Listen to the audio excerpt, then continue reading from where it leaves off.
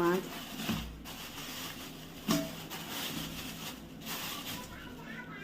দেখো, এই মাছটা এখন আমি আলু বেগুন দিয়ে করব, কিন্তু দুঃখের বেশি মাছটা কেটে আনিনি। এখন আমি মাছ কাটতে যাব, মাছ কাটবো, তারপর রান্না করে দেখাচ্ছি। ধোয়া হয়ে গেছে,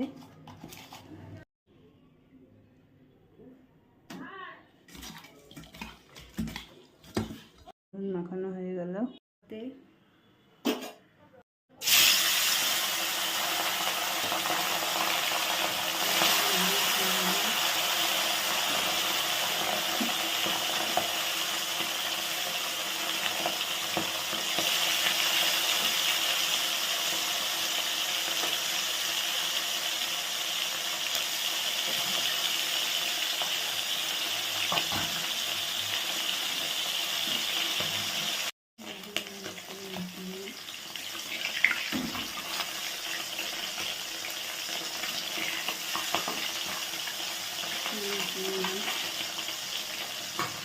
মাছগুলো উঠিয়ে নিলাম এক করে। এই পিঠটা ভাজা হচ্ছে, এই পিঠটা ভাজা হয়ে যাক। এগুলো হয়ে গেল এক করে। এবার তরকারিটা বসাবো।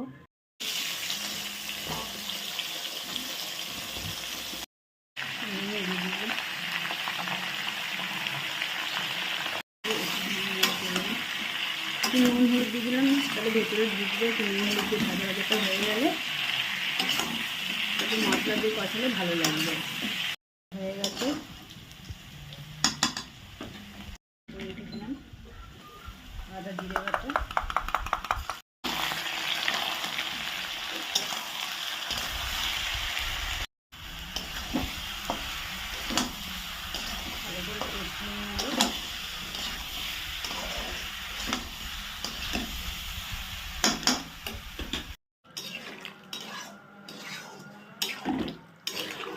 আর জল লাগবে, জল দিয়ে দিই। মাছগুলো এক এক করে দিয়ে দিই।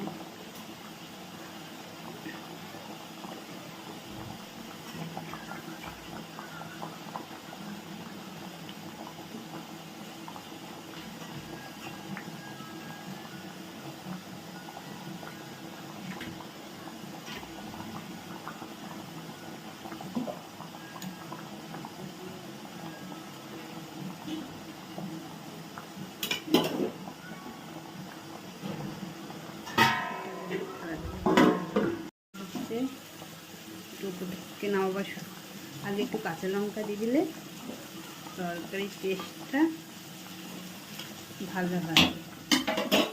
ঝাল ভাজছি,